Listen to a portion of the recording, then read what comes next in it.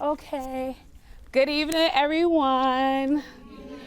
Most of you know me. If you don't know, I am Sarinthia McElroy. I'm the director over Newark People's Assembly. My office is Office of Mayor Baraka.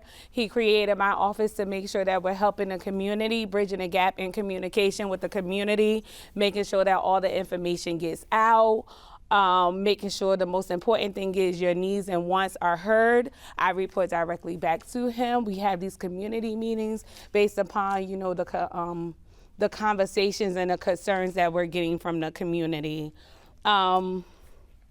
We also have a doorbell initiative that we're doing where basically we're trying to help more block associations and tenant associations to get created. We're we want to be organized. There's so much stuff happening in the world, happening in our community, and the people need to know and be aware and be more active in what's going on in their community. So if anybody wants to start a block association or a tenant association before you leave, please see me. I can help you. If you do already have one, you just have to get registered with my office. The good thing about it is once you start your block association or your tenant association, if you live in a house, you get 10 free doorbell cameras. So that's what we're giving, that's the incentive. But most importantly, also, I sent an email blast out, like for today's meeting, I sent the email blast out to the whole entire city to make sure you are engaged. If you just so happens to see a flyer and that's how you got here, if you want to join the email blast, I can register you so you can get more information of all the different events and initiatives that's happening in the city. So because we've been getting complaints about, the garbage in our neighborhood, the different transitions that we've been going through with Department of Public Works, we thought it was very important to have these meetings so we can listen to you to see how we can move forward to improve, but also making sure the community is working together to make sure that we want to clean a Newark.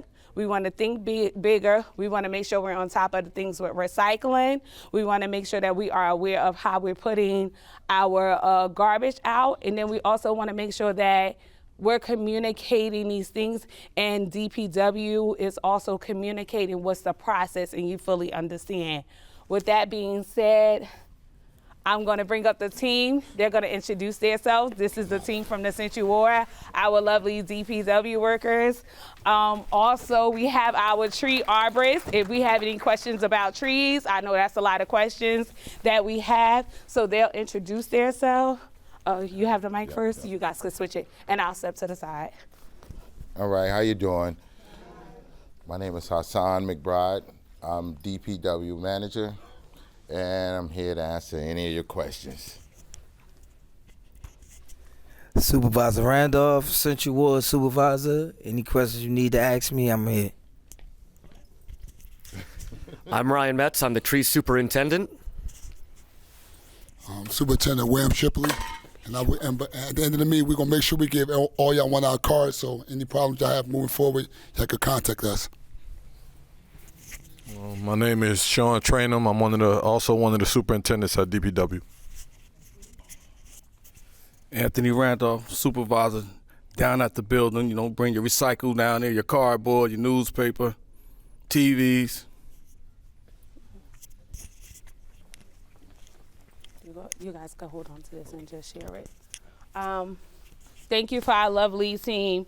So I'm going to ask some questions, frequent questions that was asked throughout my office, and we're just going to touch base on some things, and then we'll open the floor for questions. I just want to go over house rules that we want to make sure that the questions are 1.5 minutes. Make sure we're having one conversation, making sure we're listening because your question might be important to someone else, so we're just showing respect to you. And then after that, we're opening it to the floor for any questions from the audience. Number one question is, why did the garbage schedule change? Why did it change? Perfect segue into the director of DPW, Tyreek Roland. You can introduce yourself and start talking. Take that mic. How you doing? My name is Tyreek Roland. Sorry for being late. Oh, I'm sorry. Sorry for being late. What question am I answering? I am the director of DPW. Why the schedule changed? For recycling? Oh, okay. For pickup. So what we experienced, and you may or may not know, so what we experienced in between like around October and November, that we had 4 or 5 different shifts for recycling.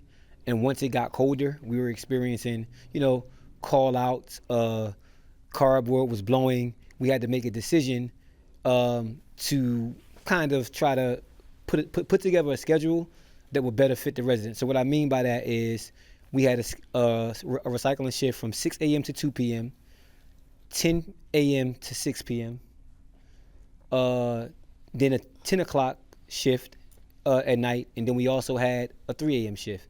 So if 2 drivers or 2 laborers called out when we had those staggered shifts, it would impact, right? Let me also say this, that some residents who were getting their recyclables picked up or trash picked up the night before, not everyone experienced that in the city. So it was certain districts and routes that were getting their trash picked up the night before. So when we changed it, that impacted a lot of folks because we also knew that there were 2 options that we had. We could either pick it up 6 p.m. to 2 a.m. the day of, or 6 p.m. to 2 a.m. the day before. So we tried it 6 p.m.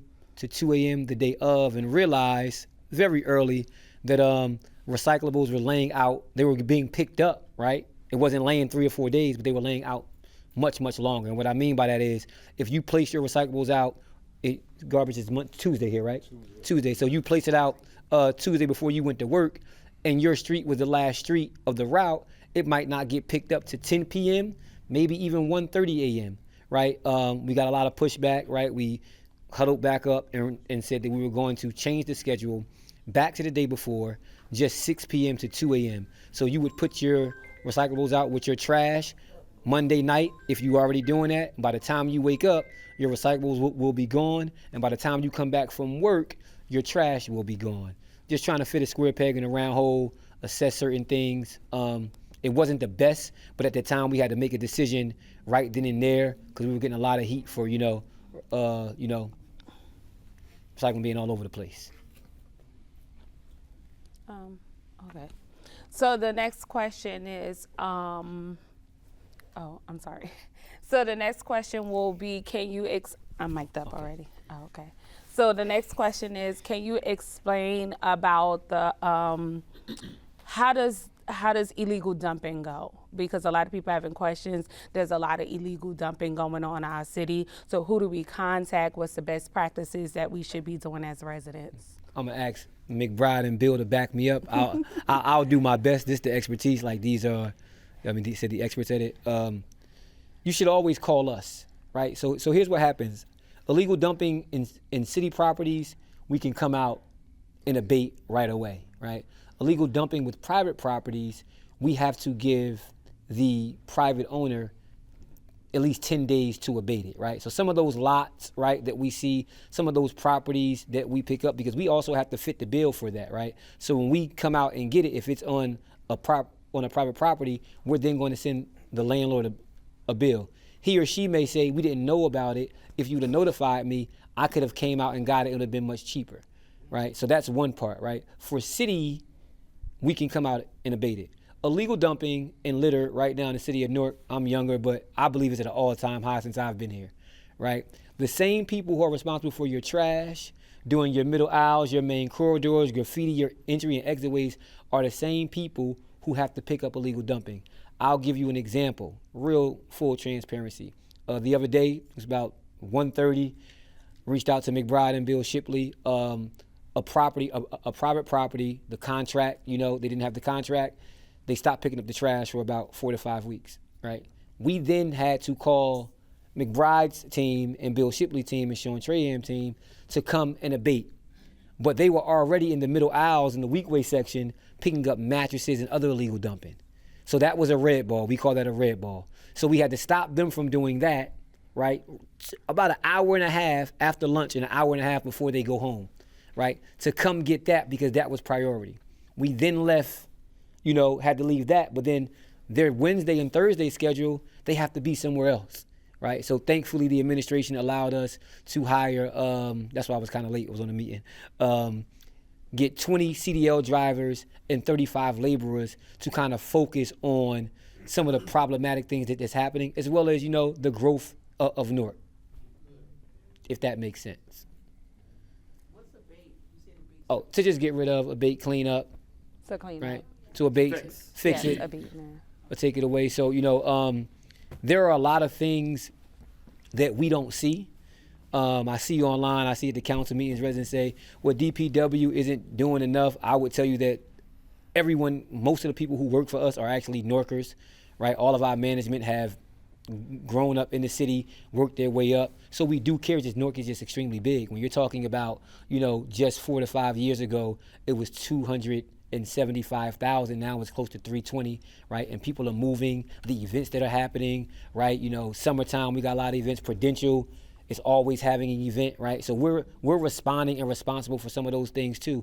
Even our SIDS and bids, like how you see NDD and our CDS, they're responsible for picking up the trash and the cans. There are certain things that they're restricted to. So when we have residents who are using the cans that are on the main corridors as their household trash cans or as their dumpster, we then have to come in and abate that as well.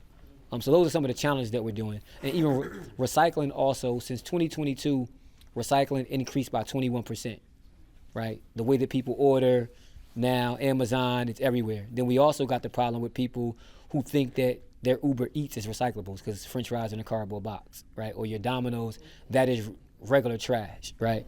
So those are things some of the challenges that we have. I have a question about the ones that you just hired. Do they have to go through any training, or are they really just out on the ground? Yeah. So we try our best to train them. We always talk about training, and one thing I will say is outside CDL drivers always get trained, right? The laborers, they're going to get trained, but it's difficult to know what you're going to get because they say, I'm going to show up to work every day, I'm going to be here, and then when you get on that first block and you start picking up that garbage, you be like, it changed quick after 14 tons of garbage, right? And so our average laborer, right, on a garbage truck is probably going to walk or jog 3, 4, 5 miles. Rain, heat, slow, rain, hail, sleet, snow. So we got guys coming saying, and women saying, I'm ready. And when you get out there, it's a different beast, right? It's a different beast. I'm sorry. Had a question. Okay, since I only have a minute, right? You said. Yeah. I have a few questions, so if you can just answer briefly. We gonna answer. We gonna answer. My name is Tammy Holloway. I'm sorry, I didn't hear you. Go. Okay. My name is Tammy Holloway. I live in the historic James Street Commons neighborhood, and I am just concerned about some of the things. First of all, I want you all to know that we support you fully. We understand that it's a tough job. Yeah. And we do not want to see this department privatized. So whatever we could do as a community to support, just to make this thing work, we're here to do that. But I do want to hear, I guess, Director, you would probably be the first one to answer my first question is, are you staffed appropriately and efficiently at DPW? And if you can just speak really briefly about the compensation of DPW workers. Are we competitively compensating our DPW workers so that they can afford to live in the city and do this really hard job? So that's a lot to unpack. The first one is, what was the first one again? Are you staffed efficiently to service the entire city? And then are we competitively paying and compensating our DPW workers? Not that you asked something else before. That they're doing? Not that you asked something else before, but I'll answer that. So I believe, right, can I be transparent? Yes. If our residents and some of the folks who come through this city became vested stakeholders, right, in its cleanliness and beautification, we will be properly staffed, right? But because there is so much going on that we have to respond to, right, that there's a direct correlation between crime and cleanliness, there's a direct correlation between cleanliness and homelessness, all those things. So we know that we need more manpower, right? But we also understand that the more people that we have, that doesn't solve the problem because now that inflates our budget, and then now how do we buy equipment, right? How do we get, materials to be able to cut down trees, right? So like we are staffed properly. We need more folks. That's why the administration, supported us, and the Mayor Baraka supported us in getting more folks. And now we're going to just reorganize. But what folks have to do is, because the more folks we get, if folks are still illegally dumping, then we're going to have to get more folks, right? So we want to be effective. I did research a couple weeks ago as far as it being competitive. The average trash man in New Jersey, let me not say trash man, we like to call them quality of life ambassadors, right? The average quality of life ambassador who collects trash in New Jersey makes between $15 and $17 an hour. Most cities privatize, right, their trash. So what folks don't know is that not only are they making less money, they're also working 14, 15 hours a day because, private companies are about making that money. We know that we need to be able to support, right, and give a livable wage to our to our staff. That's why a month or 2 months ago, we had something called DPW Day, where each director came out from their department, discussed how DPW impacted their department. We had EHD there to be able to help our folks, right, who needed assistance and support in affordable housing. They came down, about 25 brothers and sisters signed up. They're on their way to a pipeline and pathway to be able to have affordable housing. We also know, right, that in order, we get paid by your taxpayers' dollars, right? We don't want to increase taxes, right? So we want to try to be able to figure out what are some things that we can cut back on. Maybe that looks like we'll bring more people on and use less contracts, right? But those are things that we're trying to figure out. I'm not sure if I answered your question, but You did indirectly. I tried. You also used up the whole minute. So. I tried. Okay, yeah. So I'm an advocate that, as the director, you should be definitely pushing for increasing the workers' pay. Yes. Because just looking at the market record brand, I don't know what it is specifically in New Jersey, but they are not being paid to support living here, and that's something that's important. As a community member, I definitely want to see DPW from here, but I also want to see them being paid. Yeah. And if we're going to increase our water bills, we're going to increase everything else. We want to clean it too. So that's something I hope that you are in the back room advocating for, that their compensation is competitive to keep a healthy workforce and a workforce that can continue.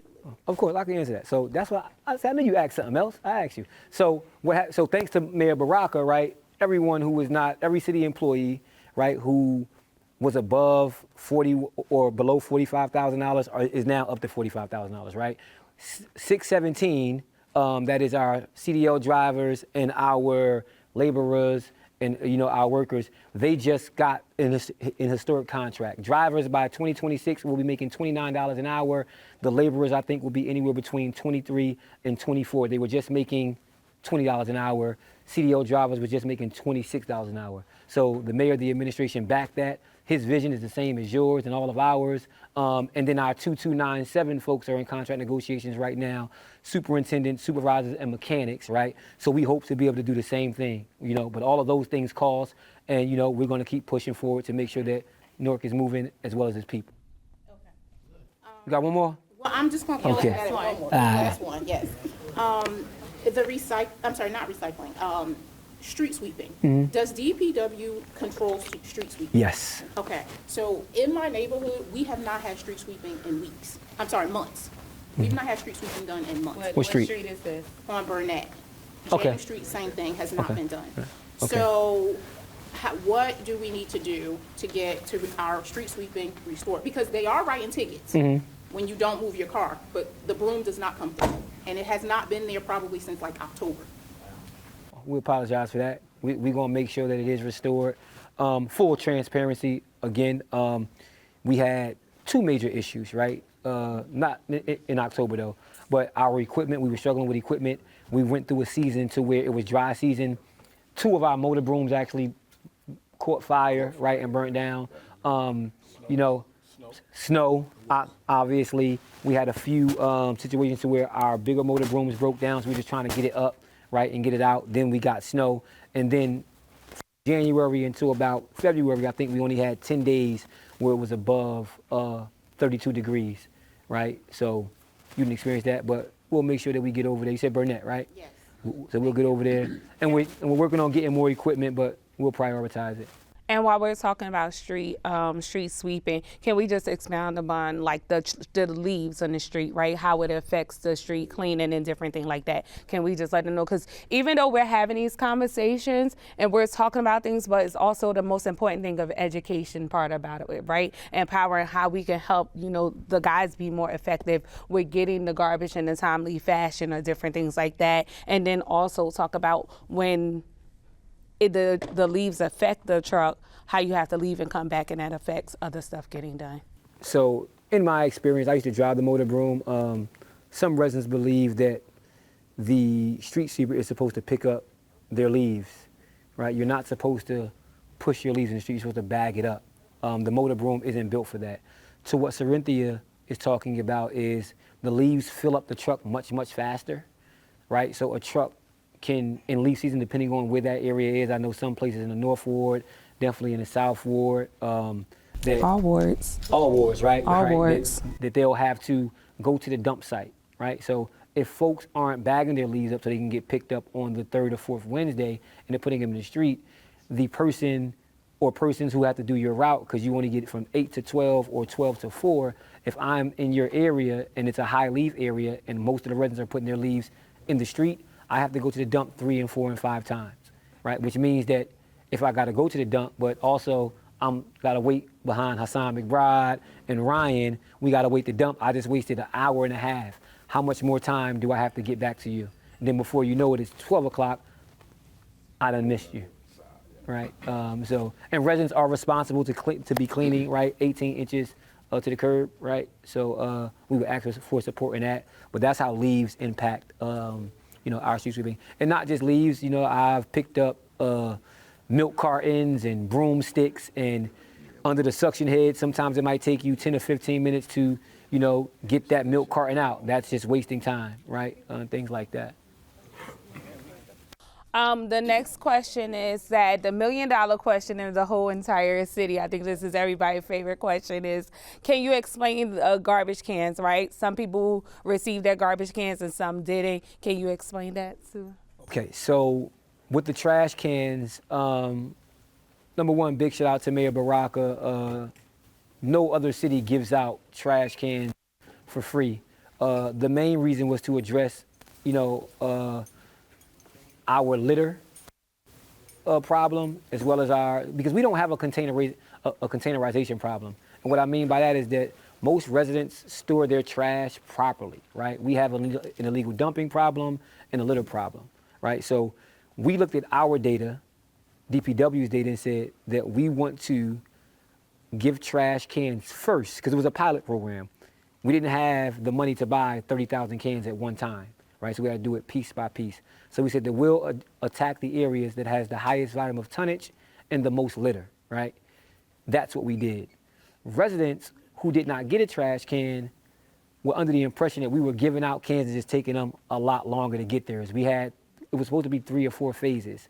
Then we also ran into, delivery issues, right? Because we were buying these and the distributor had to come. So sometimes things happen when you're trying to close the deal. But if you haven't gotten a can yet, we say now that, right, like we saved the best for last, because the first phase, we got cans that were too small, right? I think they were like 35 gallon. What we realized that the smaller the can was, they put more trash, it was overflowing. The second phase, we got a bigger one, 55, right? Then we realized that the bigger can you give them, 65. The bigger can you give them, the more trash they still put. So this phase, which is the final phase, which if you haven't received your can, you'll get in the final quarter, will be like anywhere between like a 45, 50, right? We're working, but we also have to order it, secure the funds like we've already done, and then wait for them to arrive. We're not in control when they arrive, right? They got to get shipped. They got to get the city logo. They got to get the QR codes. There's a lot that happens behind the scenes. And then they also have to get distributed, right? So we have to make sure, while they're still responsible for cleaning up on those days, right? We have a vendor who's supposed to be dropping them off. But sometimes they just drop them off. Right? So then when we take 2 days to be able to say, McBride and Shipley, your team can't clean the main corridors, you can't do the parks, we need you to distribute 15,000 trash cans. Oh, not just distribute them, you got to take them off the truck, line them up, and then send your team out there. we lose 2 or 3 days of the community being clean, right? To every solution you find, you open up room for a problem. Yes. And, That was you know, my next question. yeah, you got it. So the next portion of it is a lot of people call to say, hey, they left this behind, or they have questions about the garbage. So can you just be clear on how the residents should be putting their garbage out, from regular garbage to recycling, and if you could tell them about co-mingling? I'll let the team get somebody from the team. You want to go? Yes. I'll let y'all.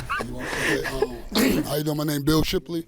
One of the main problems that we have with these cans, we have 65-gallon cans, and yet people still overflowing over garbage.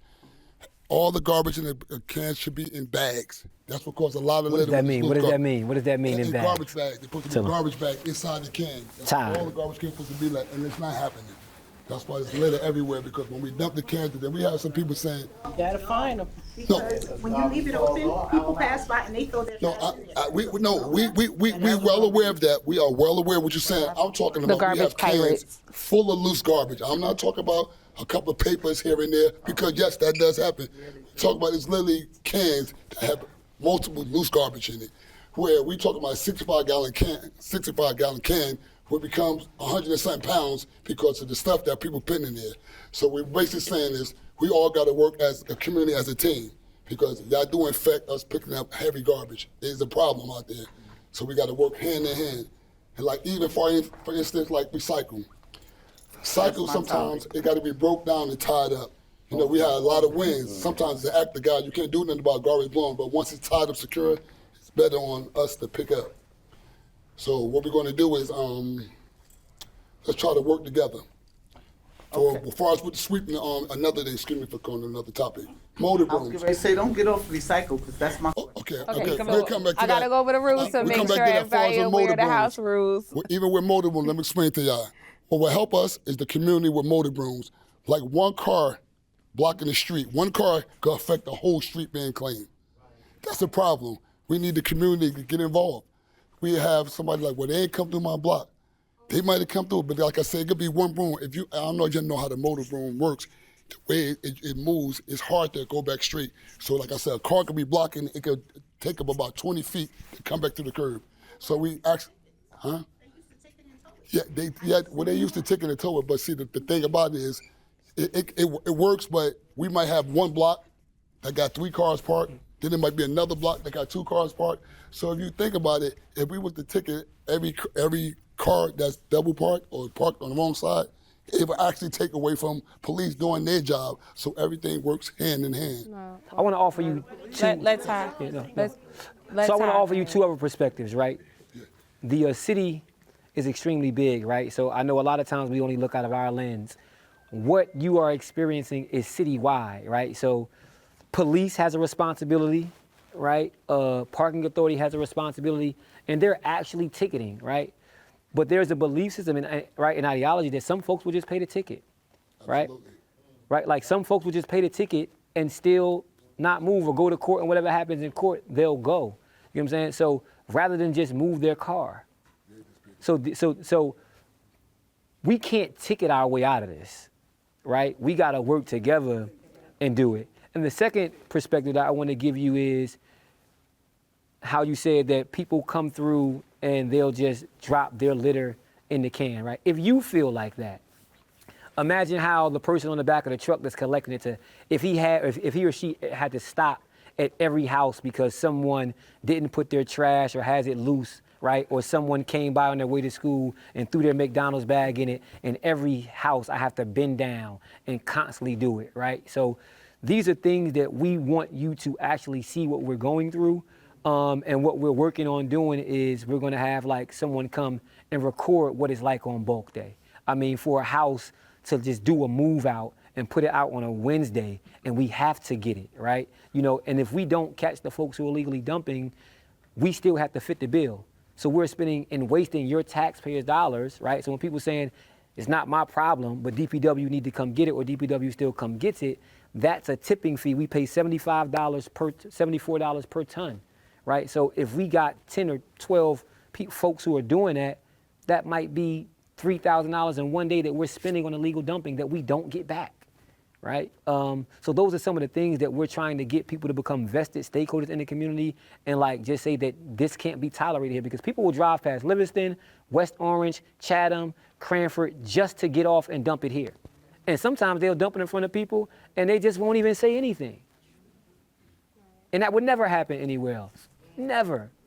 So, and again, that's why when we first started, I talked about block associations, right? If we're working together and supporting each other and we're texting and say, hey, look, street cleaning is on Tuesday, right? If we care about our street cleaning and we want the street clean, then we need to make sure that we're moving our cars together, right? So we're having conversations with our neighbors to say, hey, don't forget to move your cars. Because when, again, like they said, if one car is there, it affects the whole street because they can't clean under that car. So not only do we want to, you guys to be organized so you can get what you want, but please understand that, we want to talk to our neighbors to be able to build these relationships to make sure, hey, look, we know garbage day is this day, right? Make sure you all got your garbage out, right? Recycling, you're supposed to put only certain things in the recycling bin, right? You're not supposed to be putting putting your bottles in a garbage bag, right? You're supposed to put it in here. Make sure you got your newspapers out. Make sure this, that, and other. So that's why it's important when you're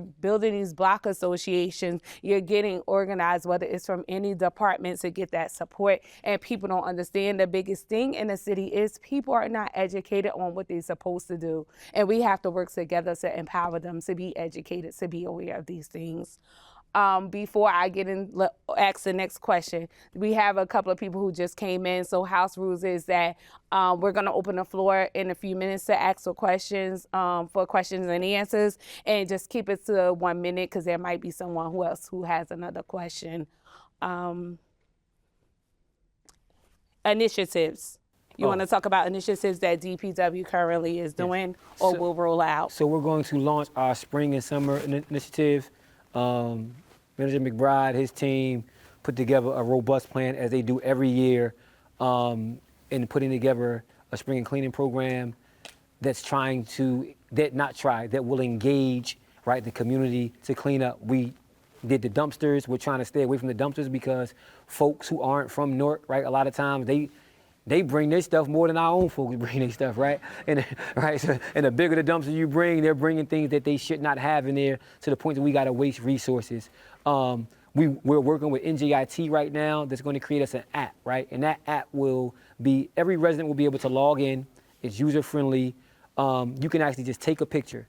That picture, I'm not a technology guy, but this is how it's going to work, right? That picture, you take that picture will send it directly to us. It will sort it, filter it out, and also schedule it. Because what we deal with is, if we give, let's say, 10 complaints coming for illegal dumping, missed trash, we give those complaints. You got South 14th Street, James Street, Burnett, somewhere in the East Ward. We spend more time driving back and forth, right, than even being able to abate some of the things. But this system will be able to map everything out and schedule it. So now I'm not traveling east, west, north. We can have 3 or 4 teams. When you walk in, you know where you're going. It's filtered out and it's streamlined, right? And that's why a lot of times they say, it took them 2-3 days. I called on Monday.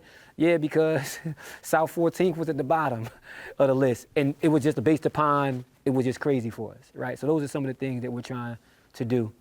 And we want the residents to be a part of it. We also have our satellite sites McBride, you want to talk about that? Yeah, we have 3 satellite sites that you could drop off materials, Monday through Saturday. Okay, I'm sorry. All right, so yeah, we have 3 satellite spots.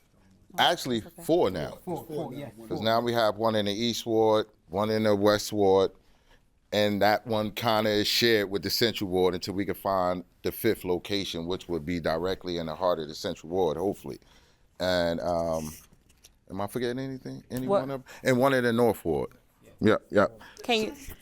So we take all the materials that we pick up at bulk. If we pick it up for bulk or it's garbage or any type of recycling, you could drop off there. Mattresses that you can't find wrapping for, you can drop off there. Anything that we don't pick up, like paint, oil, any of them kind of materials or sheetrock, of course, anything where you're doing work on the house, we don't take none of that, even at the drop-off spots. That's the homeowner's responsibility to get rid of those things. Can we give the number for the call center? That's a part of talk about the call center, and the phone number. Yes, we have a call center that you could call into if y'all want to take the number down. It should be on the paper, but we just like to say it as well. 973-733-3644. One more time, 973-733-3644. And that's the call center, and that's one of the initiatives that they open up a call center where you can call and say, hey, there's illegal dumping there, even though we want you to use the non-emergency number 6000. But however, you also can call there if there's something that needs to be picked up or you have any questions, or you could say, hey, the street sweeper didn't come through my street today. Is there any updates that I should know about? Even if the trash is not being picked up, that's the number you can call. Or if there's anything that you want to report that's dealing with Department of Public Works, if your employee is, not doing anything that they're supposed to be doing, you want to notify. So the managers, the supervisors could be held accountable, right? To make sure that the employees are held accountable for what they're doing too, because I know that, they do have their days, but we have to make sure that the most important thing is they're providing the customer services that they're supposed to be providing. I would say this too. So please use the satellite sites as a great resource, right? And I'm also going to say, please don't abuse it, because if we just use this as, hey, every day I can drop off some stuff, the more things you bring us, that's the more tonnage that we have to pay for, right? So a lot of times, we got to have our folks there to be able to stop. It's like you come in here every bulk day, right, with 20 pieces. You come in with mattresses. You come every day. You're coming with something which kind of impacts us. And it impacts our budget. It impacts the way that we can serve you, right? And the quality of our service, right? So we want to make sure that we are fiscally responsible as well too, if that makes sense. So that way we can continue every time they get into contract negotiations, right? We got some money to pay, right, them and help our brothers and sisters out, rather than just saying, yeah, we spent $2.5 million in overtime because McBride, I need somebody to haul this stuff off back and forth. Let's just keep in mind one thing. We're not here to help homeowners clean out a evicted tenant. So we have people that comes to these locations with whole U-Hauls full of stuff. No, you have to pay to get rid of that stuff. But the little stuff that you might want to put out early for bulk day or before bulk day, or you want to get rid of your garbage because maybe you're having guests over, these are the things that we're allowing residents to bring. Your to leaves, these if you don't want to wait till the third or fourth Leaves, Wednesday, right? Like things like that. So, say the number. 973-733-3644. I know, I got this. So I'm sorry. So what we're gonna do now is we're gonna open the floor to question and answers. I'm gonna come to you so you could talk to the mic, talk inside the mic, so we can make sure if you could just stand up. You got a burning desire. We'll do this row and then we'll move on. Go ahead. Okay, I'm stuck. Thank you. I got you. Thank you. Hi, my name is Valerie Bates. I have a couple of questions.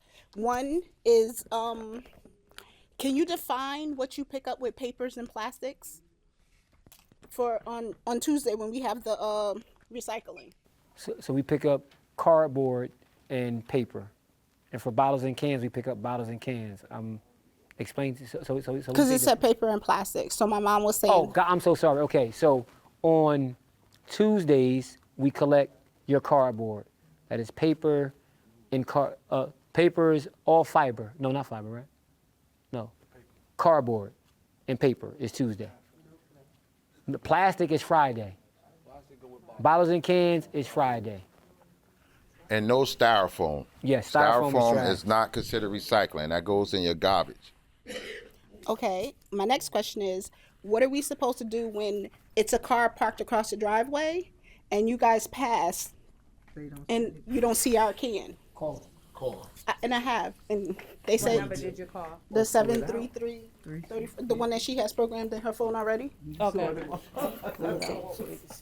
So if that happens, you can always call Newark People's Assembly. Again, I am here to support you, to make your voice heard. So if that happens, you can call me. My number is 973-733-3265.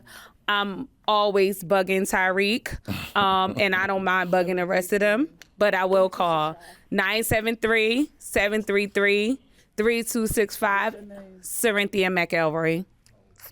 Oh, I get your emails. Yeah, see, look at that. So, and I'm making sure that I'm tapping into all the different departments when you're having issues. Again, my office is to bridge that gap in communication between the community and City Hall. So whatever you need, if you're getting pushback or you're not getting assistance that you need, you'll reach out to me and I'll go, connect you and make sure that the departments that you need resources from help you. I do want to add really quick about, so some of the things that you might experience, and this is why the additional manpower, again, like thanks to Mayor Baraka and the administration, it helps because your trash is on a Friday, right? Tuesday, Monday. Yes. Monday evening and No, Thursday. Monday night we put it out. Yeah. And then Tuesday and Friday. Thursday. So, Tonight. Yeah, so context you, what would happen is if your materials got missed, in most cases, Saturday we're off, Sunday we're off, your next day isn't until Tuesday, right? So while you probably called, right? More than likely, not probably, you did call. Yeah. We said, hey, we were going to come and get it. There were 50 other complaints that we could not get to. There's no shift on Saturday, or there wasn't. We do have a shift now, right? But they're also detailing. But this new shift that'll come in, they'll be scheduled from Saturdays to Wednesdays and Sundays to Thursdays. So when we get those complaints, we'll be able to get it rather than you have to wait till your next garbage day. Okay. Yeah. So my next question is about the recycling cans. Yes. So I took a recycling can bag because it was broken. So when I went there, the lady was saying I had to be more careful. So I was telling her, well, if you look on the video, because I didn't realize this was happening, when you throw it, it bounces off the thing and then it's broken. So now how am I supposed to be responsible for, and it's Shanley Avenue. I apologize for that. Yeah. We apologize for that. Because right? they stole the box ones for the paper. They stole them. So we don't have them. So now we just use the buckets. And when we use the buckets, like I said, they pitch it, or I have to go hunting all up and down the street for my can because, and I understand. You guys are short-staffed. So if you pull it to a central area, but if you know where you got it from, can you just kind of, since you're already throwing it, can you push it back to my? Yeah, absolutely. So not only is education important for the residents, education is just as important for our employees, right? Slow down, you ain't got to move as fast. The same way that we tell them that, we want you to see from our lens, we also want to look from your lens. So we want you to know what it's like to come back, right? You have to go 3 or 4 houses down. We also want you to know what it's like to have your trash or have your bin placed right by your driveway, or at least where you got it from. Yeah. Right? Like not mixed up across the street, yeah. Right? Not under somebody's car, and not even in the back of a garbage truck, right? So we're educating on both sides. We'll make sure that we get your information. Excuse me, and sometimes the wind blows it down the street. No, sir. No, sir. It's in the camera. She said she got it on camera.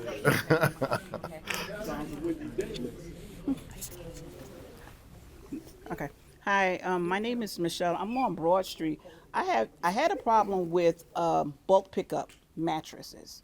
There was a mattress that we actually put out in December that didn't get picked up because we found out later on they didn't pick it up because it has to have a mattress cover on it. Yes. So therefore, we put it back in the garage and then we put it out in January for them to pick up. Same thing Monday. 156. You're on Broad Street? I'm sorry. I'm on Broad Street. Okay. Yes. I mean, it's picked up now. Yeah. But we put it back out in January. But I went to pick up mattress covers, went to the store, pick up mattress covers. Mattress covers are not cheap. I had a queen size mattress. I had to put a king size mattress on. It cost me $15 a piece for those mattresses. So we put them out in January on Monday night. On Tuesday, when bulk came, nobody picked them up. The wind was blowing so hard that it blew the mattress cover off of it. So I had to go back and get another mattress cover that cost me more to even put on there because I was so afraid that you guys weren't going to pick it up because it don't have a mattress cover on it. So therefore, on that Tuesday, it stayed out there The wind blew some more, and my husband wound up tying the mattresses to the pole that was out there so it wouldn't blow in the street. And then I started taking pictures from the beginning to the end. Those mattresses didn't get picked up until the following Monday. Okay. And so those mattress covers was on. So afterwards, one mattress cover off the first one, it blew off. The bottom one was still on, and it was tied to the pole, but it all fell to the ground. So now the front of my house looks all disarrayed because you got mattresses thrown around it. So I called and sent emails. I got them in my phone, sent emails to the Department of Sanitation, to Rise Baraka, to let them know, to show them the pictures of the mattress, how they were when they had the mattress cover on there, and then what they were like now. And I kept calling, and people kept saying they connected me to someone at the Department of Sanitation, and I spoke to a young lady who basically said she was a supervisor, I think it was, and she said that well, somebody will be out and pick it up. So every day I'm going to work, and I had a camera on my front. And so every time I'm looking at it, I'm looking at it at work, and they're like, nobody's picking up the mattress. No, so we left it there. So it didn't get picked up till Monday. So that was one of the most discouraging things I've ever heard in my life. Can I, if you don't mind? Yes. This is why meetings like this are extremely, extremely important. Your trash gets picked up when? On Tuesday. So I want to make sure what you said and what I heard was correct. Your bulk day is the second Wednesday of the month. Right. Right. So if you put it out, I mean Wednesday. So it was on a Wednesday. It wasn't the day of the garbage, but it was on a bulk day. Trust me. So you put it out Tuesday. So there's two things that I'm thinking about, and I'm not making any excuses. I apologize for that. It was January. It was January. Yeah. Okay. All right. So bulk, the first factor is that a lot of times with bulk, this is not for you. I just want to give everyone else clarity. Bulk, no, it wasn't canceled that day. So bulk doesn't use. After that Wednesday, we don't really be done picking it up until that Saturday, right? On Broad Street, sometimes the laborers don't know if this is illegal dumping, right? Because there's new development, right? So we're not sure. This probably wasn't even the case. I'm just giving you enough perspective, right? We know it wasn't picked up, right? Now that we know where the address is, we'll make sure that we get it. But sometimes we don't know that there's development there. People dump on Broad Street as well. Right, so our guys are coming by, things are laying, we wouldn't know, possibly.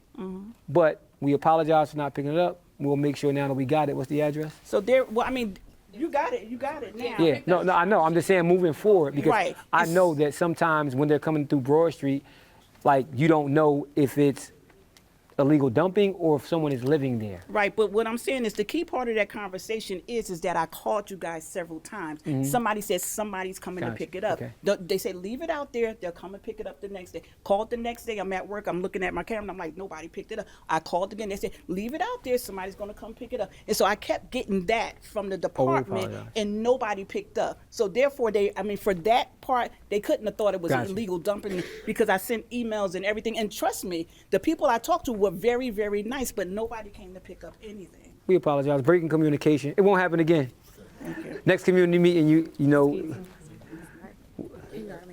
I just need to know, I got some leaves, about 8 bags of leaves in my yard. Can I get them picked up? Yeah, when do you place them out? The third or fourth Wednesday. So when do you pick them up? On Wednesday. Put them out, yeah. So next Wednesday you can have it out. You can put it out Tuesday night. Okay, that's my question. And then I got another quick question about across the street. There's a garden apartment across the street, townhouse with 2 garbage cans with 12 units. So garbage is everywhere out there on Tracy Avenue, 103. We'll check it out. 2 garbage cans and 12 units over there. So they have garbage everywhere. We'll check it out. Can you explain to with some of the apartment buildings or different way being that, there might be privatized or there might be companies that come pick up theirs? Can you explain that? So that property might be private, right? So the ordinance is if it's private, you have to pay for your own hauler. If you have 10 units or more, right, on your property, you're responsible for getting a dumpster. Not my property. No, I know. The neighbor. No, I know. So I was explaining some of the components that why it might be like that. So we'll check and see if it's private, right? If it is, we'll reach out. We'll have our code enforcement team, do their part. If we have to abate it, we'll abate it. If we have to call their private hauler, we'll call their private hauler.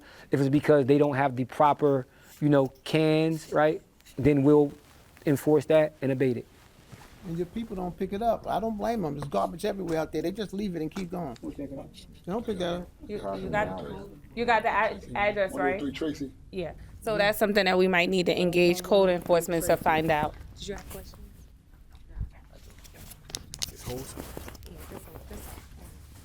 Evening. My name is Ravi McKinnon. I got a question about electronic recycling. Is there like a certain time I should bring it down, or cause to come there, see the gate down, and just leave it on the streets felt kind of crazy? You want to answer that? One time the gate probably closes during lunch between 12 and 1, but you can bring it down there between 7:30 And 3:30. And that's still on 62 Freelance? Yes. Okay. That is correct. But if you bring it down after that, the gate gonna be closed. Most likely. But you can also drop it off to the satellite site, right? And we can. I think they on one of the forms, ain't they? Yes, on the file. I forget the exact address. I'm sorry. Yeah. I think it's 256 12th Street.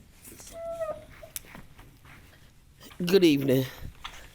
My name is Miss McElroy, and I would like to know what could we do about the cars riding up and down the street throwing garbage out the windows. Yeah, I wish it was more we could do, but I mean, the community got to help with that one. And I mean, it'd be late hours of the night when people sleep. Pictures. So what we gotta do? Stay up all night? I mean, I think that some of the things that. And I think the way that my second question, Oh, yeah. on my Livingston Street side, the apartment building from across the street need to be addressed about their house garbage being thrown across the street to an empty facility. Because there's no one living Felix Full, so it shouldn't be no garbage, like on that strip. When you happen to come out or go walk into the store, whatever, you don't see nothing but garbage and probably like beds and stuff where they legal dumping and stuff be around that way. So the first question is, outright, I think that, as we ramp up our spring and summer efforts doing our community engagement, the goal is to get, all the residents of Newark to become vested stakeholders in their community. As I always tell everyone that same person will wait until they pass Seton Hall and get to Sanford Avenue, but they won't do that, right, in South Orange. They actually wait. So, we got to ask ourselves, what is a person thinking that's actually from this city? What is going on through their head that will make them throw a McDonald's bag outside of the garbage, right, while they're on their way home? So that's an education piece, right, and also some healing things that we got to do, right, and getting people to become vested stakeholders. That's the first part. The second part, or the second question is for that property, we have to do the same thing, see if it's private, look into code enforcement and address it. Homeowners, right, have a lot, the law kind of works for them, right? So putting them in court, unfortunately, sometimes the fine is cheaper, right, than even addressing the issue. So they may, right, let it just build up. Code enforcement comes, it takes 2 months to get them in court. We abate it, they pay the fine, but then you still experience it in another 30 days, right? So those are some, but we also changed the ordinance from a 10-day notification to when now, once we give you a ticket, it is 72 hours. But if it is an imminent hazard, health hazard, dangerous, right, we can abate it right then and there. But once we abate it, my team would tell you that we leave and it happens right back the same day. But there's no progression to they don't progress in the punishment? Yes, it does, right? But it's over time. So the landlord will have, I forget exactly what it is, 30 days to address it, right? So they can address it on the 29th day. You're still experiencing that, right? No, I'm not. No, general, I'm talking about, so just in general, these are things that we're also trying to get folks who have properties here, who don't live here and aren't from here, to still care about here, right? That's a whole nother, right? So how can we as a community help you change that? That needs to be changed because they don't need 30 days to fix a problem like that, right? It creates more problems. And secondly, on the fees and the fines, that's how you can get our DPW. That's right. $80,000. That's right. To help with those fees. That's right. Increase those fees. So, That's right. So how can we as a community advocate to change that policy of allowing 30 days to fix a problem? and increasing your fees at DPW. So in our next meeting next month, I will let you know because the mayor and administration are already on that. We just changed it from 10 days to 72 hours, and we're also working on increasing the fines. So after our few meetings, we'll let you. I can better answer that because the ordinance just got to change, right? We so have now we one- might just need you knocking on the door saying no, not here. Wait. The 30 days is how long it takes to get to court, not how long they have Yes, to fix it. yeah. I was giving him, yeah. Right. We have one more question back here. My last question. Yeah, I know I can't Yeah, I'm about to say, part. you sure that's your last? You got one? Oh, y'all Come don't on, want me to come you know, down I there. already know. That's good. My last question. Y'all know how I am when it comes to my park. Nat Turner. There you go. Can we get some replacement garbage cans back in the park? And I understand the situation during COVID and stuff. They was being set on fires and stuff like that. But I think it's unfair. Your guys come every morning to clean the park, and some of the garbage be outside the garbage cans because the lids, the base under the, to put it in, they don't have nothing. Once they put the bag in, somebody take the bags out. I guess they take them home. We're going to work on that. We'll address that. I'm coming to you. One moment. Yeah, because you ready. What's, come on, let's go. No. I'm Let's actually go. more pleasant than I look.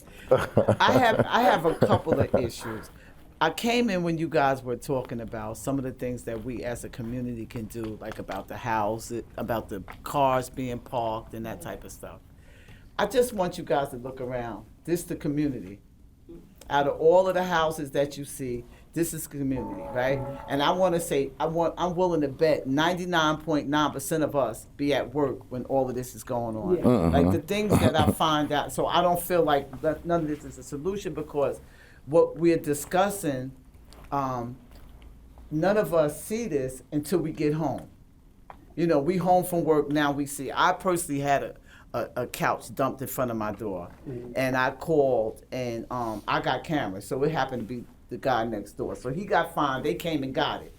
But my point is, if I didn't have cameras, I would have had to pay for that couch to be removed, and that's not fair. Because You just put it out on your bulk day. Right, I am the homeowner. The second issue I had, the garbage is perfect. No, I don't have no problem with my garbage being picked up. And I didn't used to have a problem with the recycle till you guys changed to this crazy schedule. Yeah. Where I think we got to put it out at 6. Who the heck want to come home from work and put out garbage? So we didn't say that, but we didn't say that you got to put it out at 6. What we said was this, right? That we were collecting it at 6. So what was happening was, remember I said earlier that some folks had good experiences with it because their recyclables was already getting picked up the day before, right, at nighttime. Yeah, I used to get mine done. Everybody in the city didn't get that, right? So you were experiencing, and you may have been experiencing, some of the folks who are responsible in your district probably wasn't the folks who were calling out, right? So we had to switch it because the entire city was being impacted by it. We made a mistake on that, collecting it the day of, because now it was out so long. We're going back. I was putting it out on Thursday night, and it was getting picked up. Yes. Before the and now it's trash, probably not getting actually. picked up to like Saturday 1 o'clock in the morning or Friday night crazy, right? Right, and then listen, that garbage that you're talking about, Mhm. that's what's in my can with my recycle. I personally have recycled bags with my bottles tied up, and you can see through it. It's all bottles, very neatly put in there. But after it's sitting there all day, you get people who walk by and throw trash in it. Yeah. Now I work, so I can't. I gotta have it put out at night. Yes. There's nobody in my house in the daytime, and so when I come home, first of all, I didn't know the schedule changed until I called. I think I spoke to the same nice lady the other girl talked to. It's a nice lady that answers the phone. I spoke to her. She said, "Oh no, ma'am, they changed the schedule." I didn't know they changed the schedule, but now that I know, I do put it out. She said, "Still put it out at night." They have to 3 o'clock in the morning or something to get it. 2 in the morning to get it. Yeah. So that means when I put it out at night with my trash, the trash get collected. When I come home, I can pull that can in the back, but the recycle can stays there and it's trash in there. March 30th, we changed our schedules back, so you're going to experience, the whole city is going to experience their trash, their recyclables getting picked up So we the can night before. do that tonight. So we can put it. I can put it out Thursday night again. March 30th, start doing Starting it, March right? Like 30th. that week. Oh. That week.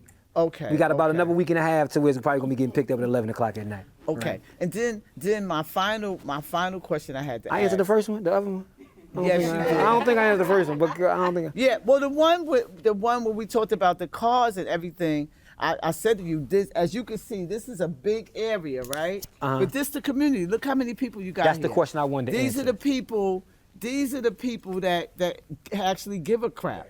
So- you know, I know my friend right here. I'm gonna tell on you. I know she worked for the state. This young lady sound like she really smart. Like, you know, I wanna form a block association so we can start fighting back. Cause listen, the people that's doing these things that you're talking about, they're not our neighbors. Can I be vulnerable real quick? Right. So at one point, right, I was the person who threw something out the window. Right. Just hear me out. Right. Until I was educated. Right. Until someone asked me a question, what would make you do that? Actually, the director of DPW at the time. Right. And I thought about it because where you see trash, you throw trash. And I asked myself, how crazy does it look for somebody to work on a garbage truck and still throw a bag of chips out there, right? So I'm optimistic, right? I don't know if you ever seen Rocky, right? When he said, if I could change, you could change, we all could change. But I'm optimistic that through education and coming together, I told Sarinthia and Ashley last night, right, that I look forward to when places like this are packed, right? Because Right, I 'cause believe it's not enough for us to make. we gonna get there. Because we do We our gonna own get there. part. You know, we all live We in the gonna get same, there. right next to We each gonna other. get We there. keep our We gonna property get clean, there. but we can't speak for everybody in the community. We gonna get You know, there. I personally know it brings down the value of my house, so I want it to be clean. We gonna get there. Right? And it's not terrible with us, right? It's not terrible where we live at. Most people We do gonna the get there. trash, but I'm more concerned about the cars and stuff. Like I thought code enforcement was gonna be here too, because you know we live. Now we gave him a break in last this night. He 4-block got lumped up. radius He got right here lumped up. between 15th, 16th, Bergen, and Hunterdon. That square right there. People park their cars, and I got 2-car parking behind my house. So my car's not one of those ones that's in your way. So yeah, me and you talked about it. Wait. Let her go. Let me go. 'cause Wait, I we want gotta ask a code- question I though. You want gotta ask a code question though. enforcement. What's the question? I want code enforcement here. That's the question. I'm gonna have code So enforcement let me actually answer. call you. So let me answer that. I'm So dead let me serious, answer too. that. So this is why it's important that we get this block association going, because we've been talking over 6 months, having these conversations. And once you set your block association, code enforcement can come and directly deal with your block to see what's going on and different things like that. So we've been talking for more than a couple of months. So once you do that, but code enforcement is usually here. On a serious note, code enforcement is usually here, but today he had an emergency, so he couldn't. But any concerns, I'll be more than welcome to share it to code enforcement, and we're talking and engaging. Oh, he gonna call Yep, you. we can do, and we can do it. So it's not a problem, even though they're not here. That don't mean that we can't, hear what you have to say regarding code enforcement. We'll take it back and make sure the code enforcement officer gets it. Yeah, because we So. telling on ourselves. Me and her. It's home. Right, that's not a We problem. want them to make us do our driveway. We all connected. So Okay. I'm gonna send you pictures, and I've been talking to you. Yes, I think you that's have been. Yes, you have We been. gonna get it going. Yep, we're gonna get that block association going. How do you do that? Okay. Oh yeah. That's Oh, can I answer that? Yeah. So you don't have to be a homeowner to be a block association, right? Or you can anybody who lives here, they have the same rights, right? We want to not let people feel like they're renters, they're not stakeholders because they pay rent there. So it doesn't matter what you do is how you start your block association is you connect with me, you have the first initial meeting, you invite everybody on the block, whether they're homeowners or they're renters, and then you have that conversation. We talk about the importance of it, what's important, why you should connect with my office to making sure we're getting you the resources and different things, and then have these different conversations. And then whoever wants it to come out to your meetings to help you. So say code enforcement will come, if DPW needs to come, if it weren't Mayor Baraka to come, whatever it is, we're gonna meet you in your circle where it could be your meetings, and then we're making sure that we're engaging and also holding the renters accountable for it, just like the homeowners. And then also if we gotta whatever solution you come up with to get the people who actually own the homes come to the meeting and attend it. But there are renters who willing to be a part of the process. So let's not leave the renters out because No, I didn't want to leave them out, but I just wanted to make sure the proper people are held accountable. We can't hold the renters responsible for making repairs and they don't own the house. Right. So then that's why I But say if they so. can complain with us, I'm good. That's with right. that. Right, they could address their concerns, and then we could gauge code enforcement, where code enforcement could help because they have the information to reach out to the homeowners, the actual homeowners. Well, I'm gonna call you again because I need code. Sure, no problem. Here you are. Okay. So because there's not a lot of people here in Hold person. on one time. Hold on, sister, we can. Okay. So there's not a lot of people here in person, but there's other ways to get people here. Absolutely. You can do virtual stuff that you can have people online. I mean, trust me and my family, we are all over the place and we don't see each other. But trust me, when we had a virtual call, everybody was on. And so that's the way that you can control it. But I did want to say to this because the garbage men that come by, what do you call yourself? I don't want to say garbage Quality of life ambassadors. Change the name. So the quality of life ambassadors, I have to say that we have a very good group of quality of life ambassadors that's come through. They come through our block, they pick up I watched this young man on Monday, it was raining, and he had a yellow raincoat on, and he was slinging the garbage by himself, coming down the street, and he was making sure everything got in there. So therefore, I do understand that you guys work very, very good, very well, and I appreciate you for that. You guys do a very good job. And so when we talk about our community, just being here today showed me all of the layers of stuff that you guys have to consider when basically picking up garbage in the community. It's not just picking up garbage, making sure everything is off the street. There's a lot of different factors that you have to consider. You have to consider the bulk. You have to consider everything else that people are throwing in trash. And you probably have to consider, with the mattresses, I think it was like bed bugs that you had to consider. Yeah. So there's a lot of things that, Exactly. So there's a lot of things that you have to consider. I appreciate you guys. I appreciated you before, but I appreciate you guys even more today. The biggest one, though, the biggest thing to consider is time, right? It is hard. This is a hard job to do in 8 hours, right? And get the wait, which one? With the recycling can or the garbage can? So you gonna have your can. Well, now you got our number. You can call us. We got you butter me up and knock me down. That's right. That's right. Yeah, it's only just hold it. I just wanted to know, how do we request tree trimmings? And There you go right there. Yeah, what? There you go right there. Yeah. So there's two good ways to do that. You can either go through like your councilman, call their office and have them send it directly to us, or you could do it through SeeClickFix. I don't know if you're familiar with SeeClickFix. No, but can you make us familiar with SeeClickFix? It is a website, and it allows you to fill out, everything that you need, what the situation is, and whatever information you could provide, and then that comes to us. We do have a backlog because I'm the only person in the city that does the inspections, and we've only got 1.5 crews right now.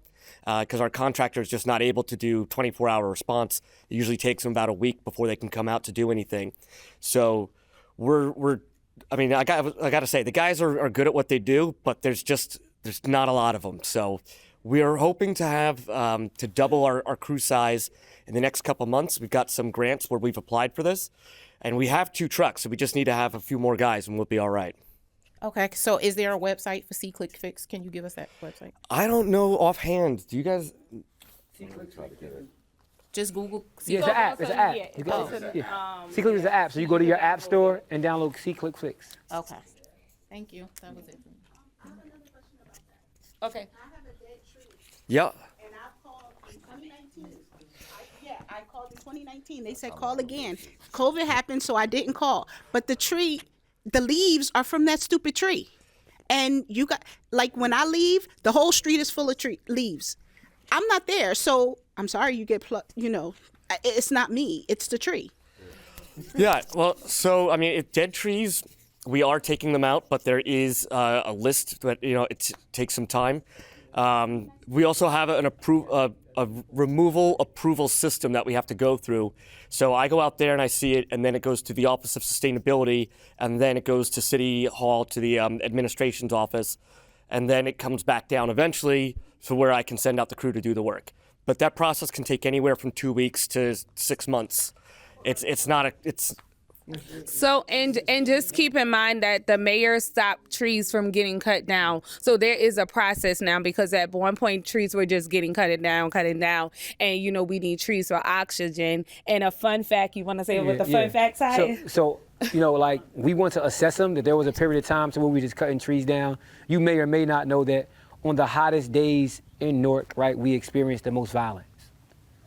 Right, so there's a direct correlation between heat, right, and violence. So we want to assess the trees, right? I know sometimes it's like aggravating and frustrating and it's bothering you, but we want to kind of look at it differently, right? Knowing that some of the things that the data is telling us. That doesn't mean that your tree falls in that category. That just means that we're going to assess it. And there was a backlog, right? And then COVID definitely stopped a lot of things. I'm talking about tremendously. We all know that. So the other thing is, so I've only been here for about a year now, and we've had to kind of rebuild the tree department. When the previous superintendent left, there wasn't any really good transfer of information. So we do have, we've got our, what do you call that? A software that we have everything logged. We got the guys in the field with the tablet, so they're doing real-time updates. We have someone who helps out almost full-time with the administrative aspects of it. So we're going to be making ground on these kinds of things pretty soon. Okay, we have a question here. I have actually two. For a dumpster, for the residents of a block want to get together and buy a dumpster, do you guys actually still charge them the fee to have it on the street? It was never a fee. It was a fee. Maybe a rental fee. No, it was. You got the permit? Is it a permit? I don't know what it's called. It wasn't back in the day, but when I called, she told me it was $750 to have it in front of your house, not in your driveway. So that's a question for engineering. Yeah. That's an engineering question. So you just kind of have to be clear, because when you call that, if you're calling engineering, they're thinking you're doing construction, or you call DPW and they told you that? Did they transfer you? Because I know for dumpsters, when you get permits from traffic and signals, that's the process, and there is a fee for that. But as far as DPW, there's not. No, I can put it on the street. We'll make sure. We'll follow up. Okay. We'll follow up. But I know definitely when you're doing traffic and signals, anything dealing with that, with construction of a building or something like that, or if you're redoing your house, I think that we just have to be clear what we're doing with the dumpster, so then you can get the proper answer. Okay. And the second one is for our elders.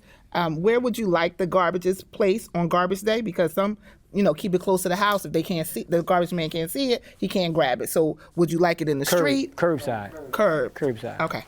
Not in the aisles. Those are little parks, so we're not putting stuff on the islands or the aisles. Depending on where you live at, you may have an island, but if you don't, those are considered parks. So that's something that we're working forward. So we're trying to educate the residents: do not put your trash there. Even if someone tell you that, do not put your trash there. That's what we're doing. You're just putting it out to the curb or on the side. Not in the street? In the street.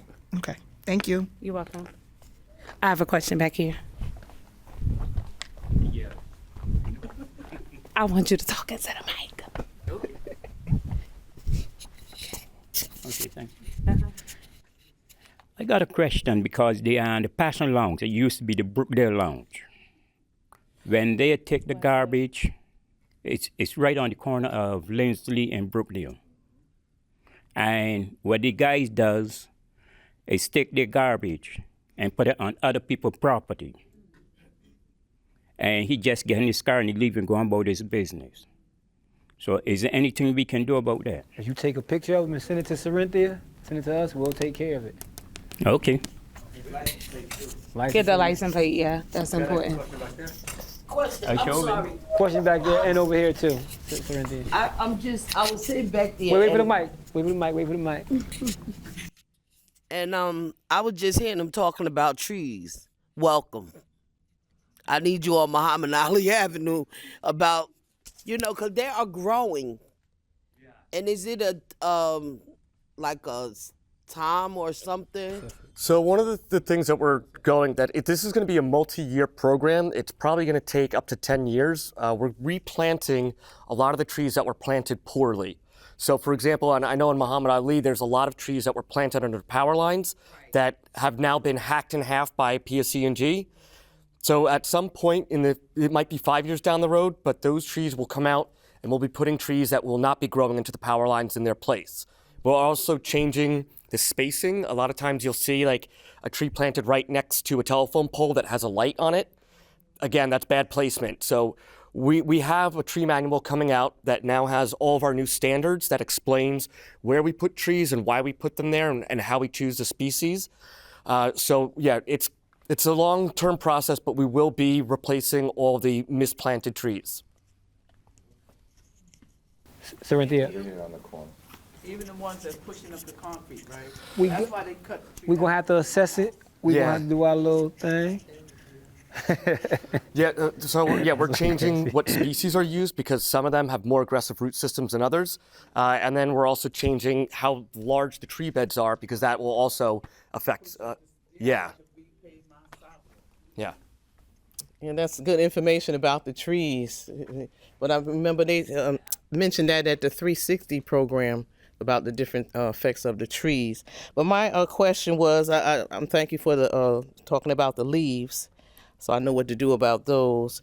And shredding, is there such thing as shredding going on Yes. in the city?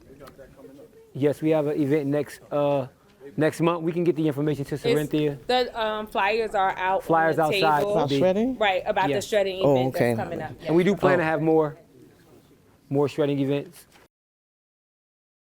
Oh, don't tell nobody. Oh yeah, don't. And also, for what I find with the street cleaning, the cars don't move. It's so when I'm driving my granddaughter to school, it's so much debris on the streets. It's so many cars. There's no place for people to park, and they're really not going according to the signs. And there's so much debris in the street. But it comes down to us having pride in ourselves, really, to have a cleaner city, because I'm always outside every day picking up debris, bottles, cans, and I'm right at a fire hydrant. They even park there, so I have to move my containers so that, they're able to be seen. But the gentlemen that come and take care of our street, they're really good. Like you were saying, and they're in a hurry and they don't leave things. They're really good, so I appreciate them, and I let them know that too. So I thank y'all so much. Mm-hmm. So just for everyone, I'm coming. Just so everyone know, the free paper shredding event is April the 19th, and it's from 9 a.m. to 12 p.m. And the location is at DPW 62 Fela Heisen Avenue. But again, these flyers are on the table. You can take one when you leave out. Wonderful. Thank you.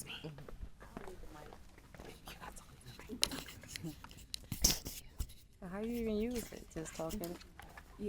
Okay, I got a quick question in reference to what you said about the I can't hear tree. you. How you use it? No. You talk louder. Hello? No, I need you to talk Did you hear louder. it? Yeah, Okay. you talk louder. I just have a quick question about what you said about the tree and the crime. Oh yeah. Could you elaborate what that Yeah, means? so one of the things what they found is there's two factors there. The first factor is the amount of shade that the trees can provide, and so when a block is well shaded, you can bring the temperature down by up to 11 degrees Fahrenheit. So that makes a big difference. The second is there's some kind of psychological impact that trees have on people, that it reduces their stress levels and violent outbursts. It's quantifiable in some ways. I mean, cities have been studying this, but it's not exactly known why it works. It just does. And I would also say there's a psychological component that heat got on people too, right? So with no trees and no shade and heat, we all know obviously the data shows that as well too. So. Okay. My brother passed away probably about a month and a half ago.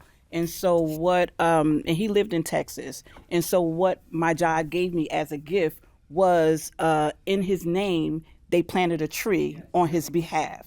And so basically they planted it down in Texas, and so his wife and his son goes out and take care of that tree.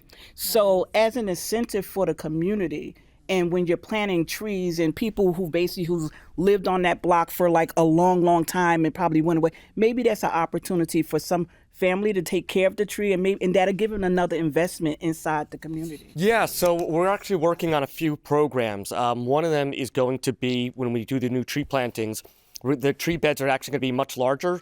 The standard size that we're looking to do is 5 feet by 10 feet. So we're going to allow people to adopt the tree beds and turn them into gardens and put flowers. If they want to put vegetables, they can do that too.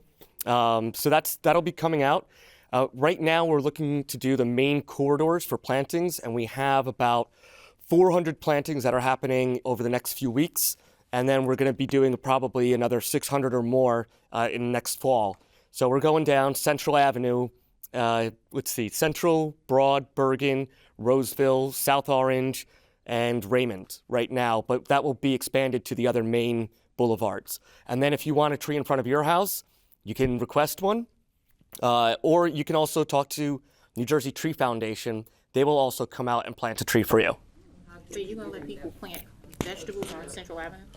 I wouldn't say that's a good idea, but We're already trying to deal with rats and stuff. So. You wouldn't have to worry about that. Yeah. So too, and that's a part of when you build your block association, right? So I'm gonna expose where I live at.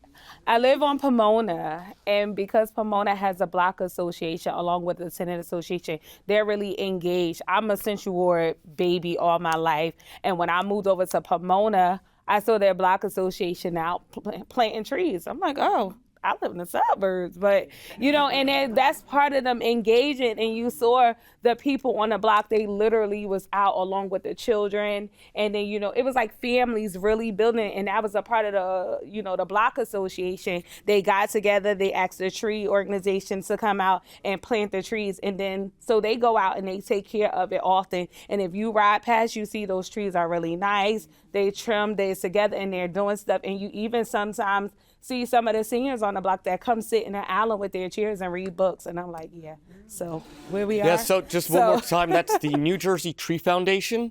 And the other way to request a tree is to go to the DPW website, the Newark website, Office of Sustainability takes the requests. And they have the Love Your Block grant going on too as well. That's true, yes.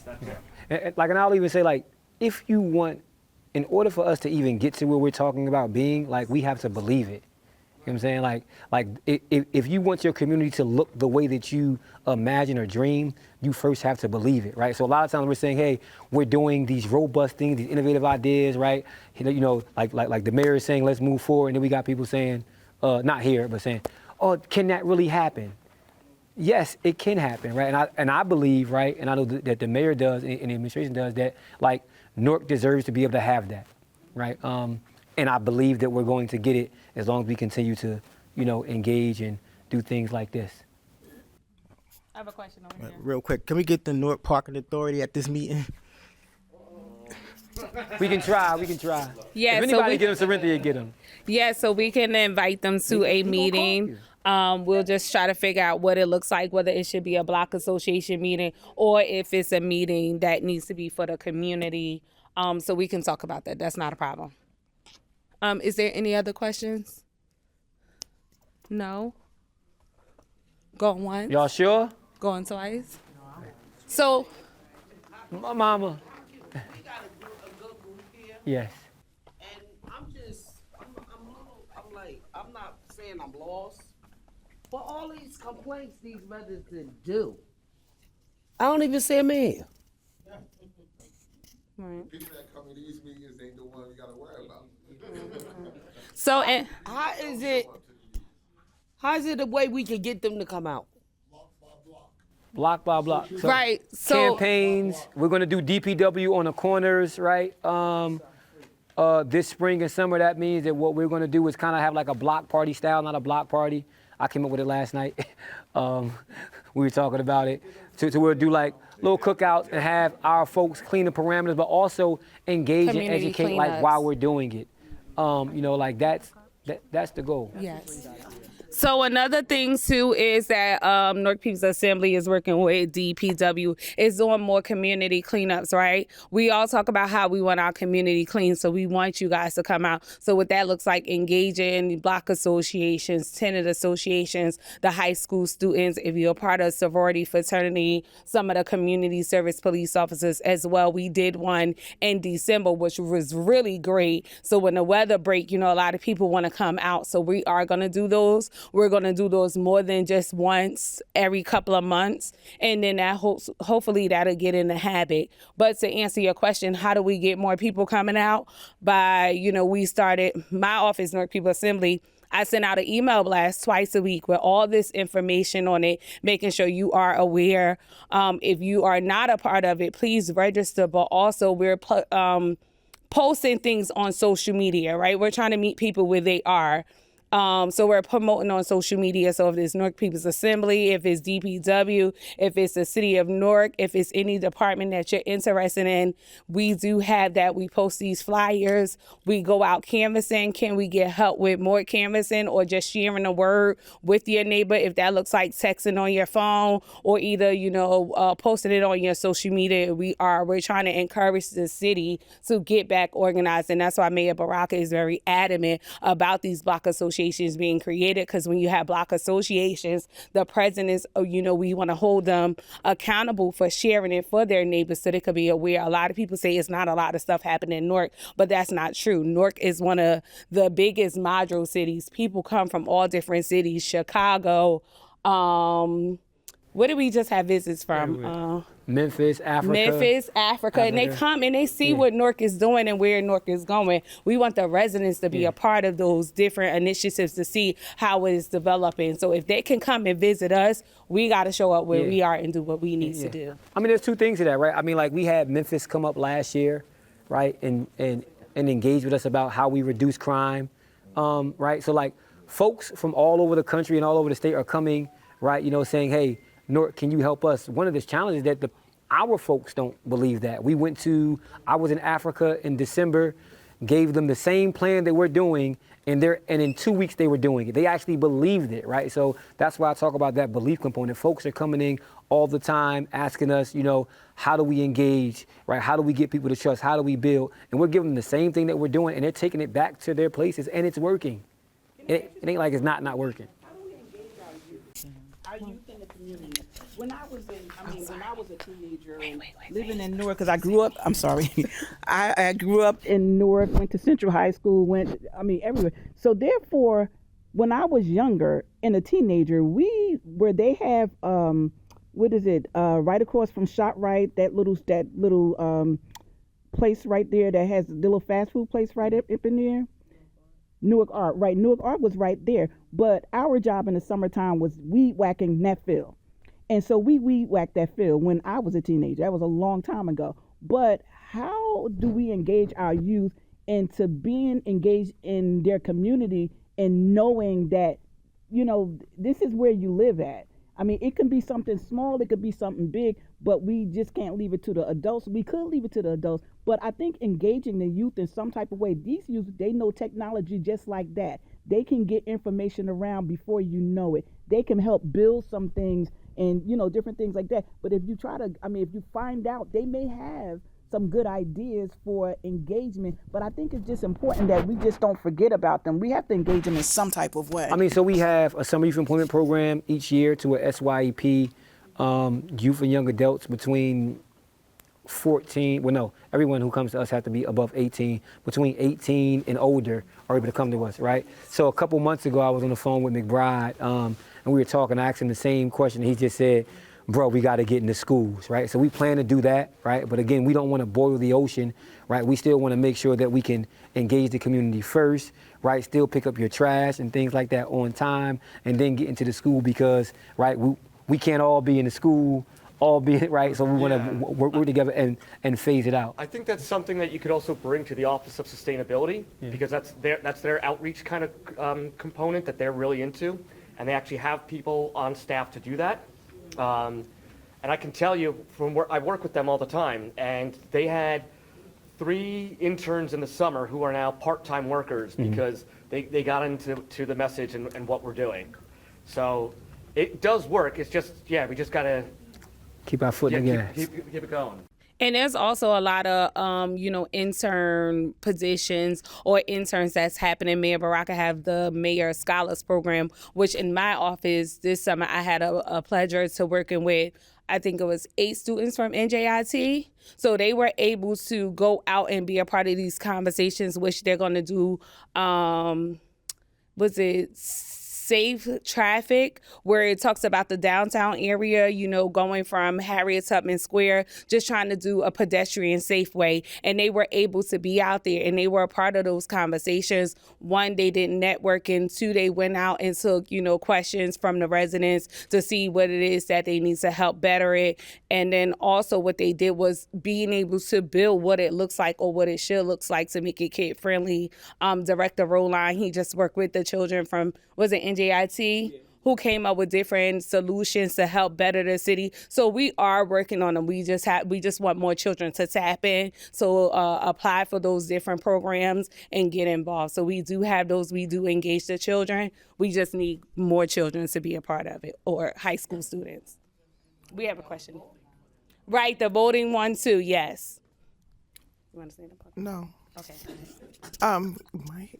I just want to be able to say, my sister, we live on 20th Street, and what we do is every Sunday when the weather gets a little bit better, we go out, and we live on 20th Street, we go out and we clean the block, right? We have an awesome block association. And if you have people if you feel any type of way, somebody is walking down the street, and we have our whole family out. It's like 5 or 6 of us.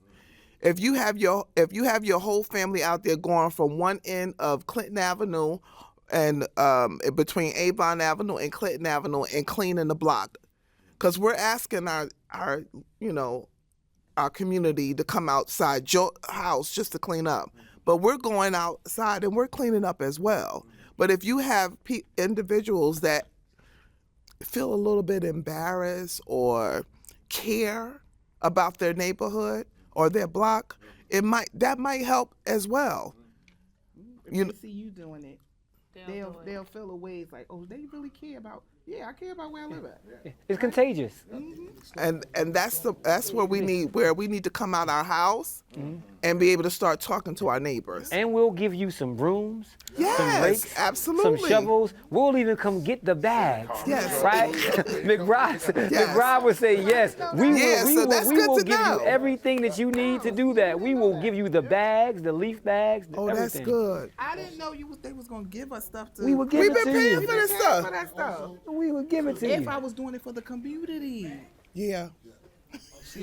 Look. So that's Yes. We know. Yeah, we know. So this is one of my top-notch block associations from the South Ward. I want to give them a shout out. The 17th, 18th, and Bridging the Block Association, and they're really good. They meet monthly. They engage the residents. They call me. We need DPW at our meeting, and next week they need engineering. And I'm saying all that to say, to give them their flowers, but also just let other people know that if they can do it, you can do it. And these are the resources. They have so many resources. They was the first group to get the doorbell cameras. So they're really engaged. So if after the meeting, anybody wants to do a block association, you could talk to them and myself and just get feedback. But when I say they take the resources and they appreciate the resources that the city provides, it's really good. And we just want you all to take the resources in and be able to use them to help our city move forward.